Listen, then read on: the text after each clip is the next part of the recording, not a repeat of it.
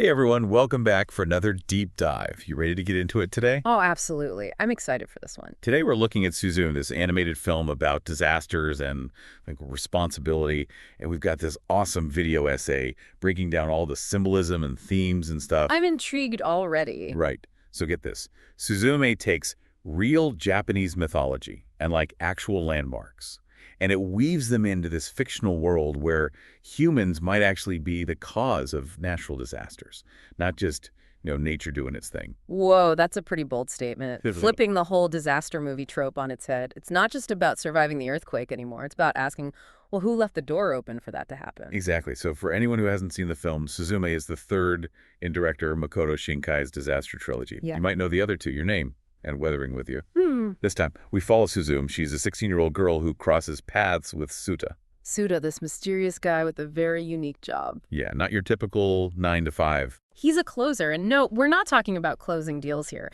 Suda's job is to literally shut these doors that are releasing these crazy earthquake-causing things from another dimension. It's like a supernatural exterminator, but instead of bugs, it's apocalyptic events. Exactly. And these aren't just any ordinary doors either. Think more like portals between our world, the present, and this other realm called the ever after. Okay, so two worlds colliding. What's the ever after like?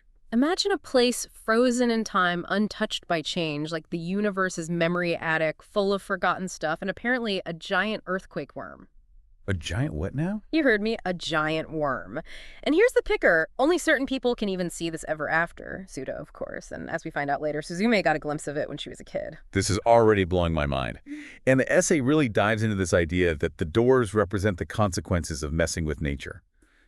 Every time we build a city or a nuclear power plant, it's like we're opening a door and saying, hey, giant worm, come on in. It's almost satirical if you think about it. It's as if humanity is so obsessed with progress that we don't stop to think about what we might be unleashing in the process. And all those abandoned places, those ghost towns, they're like open doors, just waiting for disaster to waltz right in. A giant welcome mat for the apocalypse. So it's not just Mother Nature throwing a tantrum. It's us poking and prodding at this delicate balance. But here's what I don't get. Why is Suzume the one who accidentally unleashes the worm? What's so special about her? Well, her name's not just a random choice. Suzume connects to a Japanese myth about a god who's known for, you guessed it, opening doors. Whoa. So she's named after a door-opening god, and she's the one who has to fix this mess. The irony is almost too much. The essay makes the point that it's a deliberate choice by the filmmakers. This irony highlights the cyclical nature of human actions and their consequences. We open doors sometimes literally, sometimes figuratively, and then we're left scrambling to deal with whatever comes pouring through. So she's the poster child for unintended consequences. It's not just her personal mess. She's dealing with the baggage of all human progress. And then there's Soda the closer, tasked with cleaning up these messes. His whole family line has been dedicated to this job for generations. Makes you wonder, are we actually learning from our mistakes? Right. Are we just stuck in this endless loop of opening doors and panicking when things get out of hand? And what happens when we can't close them? What if a closer fails? What happens then? I don't even want to think about it. Well, the film doesn't shy away from the consequences and suggests that a closer who can't fulfill their duty can become a keystone themselves, a sacrifice to hold back the very forces they were meant to contain. Whoa, that's heavy. So it's like they become part of the system they were trying to protect, losing their individuality to safeguard everyone else. But let's go back to this giant worm for a second. Yeah. What's it supposed to represent? Is it just a big bad monster, or is there more to it? The essay does a great job of breaking this down. It argues that the worm is a representation of nature's raw, untamed power, existing outside of our control. And when we try to control it, manipulate it, or exploit it for our own gain, that's when things get dangerous. We risk unleashing its destructive side. So it's like Mother Nature giving us a cosmic wake-up call, letting us know we're not as in charge as we think. Exactly. But here's where it gets even more interesting. The worm isn't portrayed as purely evil. There's this belief in Japanese mythology that a giant catfish or dragon lives beneath the earth and its movements cause earthquakes. The worm seems to draw on that idea. It's not inherently bad, it's just existing moving being. It's our actions that mess with its natural flow and cause problems. So we're not just battling a monster, we're facing the consequences of our own actions, our attempts to control something that's ultimately beyond our control. It's a pretty powerful message. But what about the specific places where these doors appear? Is there any significance to the locations? Absolutely. The essay points out that the film is very deliberate about where these doors pop up. They often appear in places that have been altered or exploited by humans, abandoned mines, forgotten shrines, even a nuclear power plant, as you mentioned earlier. It's as if the film is highlighting the specific ways we've disrupted the natural order, creating vulnerabilities that let the ever-after bleed into our world. So it's not just about the big picture of human progress. It's about the specific choices we make, the places we build, the resources we use. And each of those choices has the potential to open a door to something we might not be ready for. And that's where the film's message really hits home. It's a reminder that we need to be more mindful of the consequences of our actions, both on a personal level and as a society. We need to think about the doors we're opening and what might be waiting on the other side. There's a lot to process. I feel like we've barely scratched the surface here. Maybe we should take a pause and let our listeners absorb all of this. Yeah, let's give everyone a moment to digest these ideas, and then we'll come back and explore the characters and their journeys in more detail. All right, welcome back. Everyone had a good break. Ready to jump back into Suzume? Oh yeah, definitely. I'm still processing all that stuff about the doors and the worm and like the consequences of messing with nature. It's a lot. It is heavy stuff, but it's important. And the film doesn't just stop there. It keeps layering on these ideas and metaphors to really drive the point home. Like what you mean besides those giant earthquake worms? Well, for example, the keystones, those cat-like guardians protecting against the worm, remember? Oh yeah. The black and white cats, they were kind of cute, Mm-hmm. but also a little creepy, I gotta admit. Right. And at first glance, they might seem kind of random. Yeah. But the essay explains how their appearance and even their size are directly connected to the locations they're protecting. Okay, I'm listening. So think about it. The black cat guarding Tokyo is huge, strong, powerful. It reflects the energy and the belief concentrated in a massive city like that. So like, the more people believe in a place, the stronger its defenses against these supernatural threats. That makes me wonder about all those abandoned towns. Are they just sitting ducks? It's a scary thought, right? The essay suggests that forgetting or neglecting a place is like leaving a door wide open for disaster. And the white cat representing the keystone in that forgotten rural area, it's much smaller, weaker. Almost like the life force of that place has faded. That's a bit depressing. Yeah. But it makes you think about progress, right? We tend to focus on building new things. Mm. But what about maintaining our connection to the places we leave behind? It challenges the idea that progress is always moving forward in a straight line. It suggests that we need to remember the past, the places and traditions we might be leaving behind in our rush to the future. I get that. But isn't progress kind of inevitable? We can't just stop building and go live in the woods, can we? Of course not. And the film isn't saying we should. It's not about rejecting progress entirely. It's about finding a way to progress sustainably without losing our connection to nature. And Suzume offers some pretty compelling ideas on how we might do that. Like that chant Suda uses to close the doors. The one about returning the land to the gods. It always felt like more than just magic words to me. Exactly. The essay argues that this chant is a powerful statement about humility and recognizing that we're not the only ones who matter. We share this planet with countless other beings, seen and unseen, and with that sharing comes a responsibility to respect the land and its power. It's like we're saying, we're just borrowing this space, so we'll try not to mess it up too badly. It's interesting, though, that it's Suda, the Stoic closer, who recites this chant. You'd think it would be Suzume, the one who's more in touch with her emotions in the human world. That's a really astute observation, and it points to the film's exploration of duty versus empathy. Suda, coming from a long line of closers, is very focused on his responsibility, his duty to protect humanity from these threats. But as the essay points out, it's Suzume, through her interactions with the people they meet on their journey, who helps him see beyond just duty. She helps him understand that closing doors isn't just about preventing earthquakes. It's about protecting the lives and stories of the people who live in those places. So she's teaching him to connect with his human side, even as he's dealing with these supernatural forces. It's like she's saying, hey, it's not just about the worm. It's about the people who might get squashed by the worm. Exactly. And through that connection with humanity, Suta begins to see the true meaning of being a closer. It's not just about tradition or fulfilling a duty.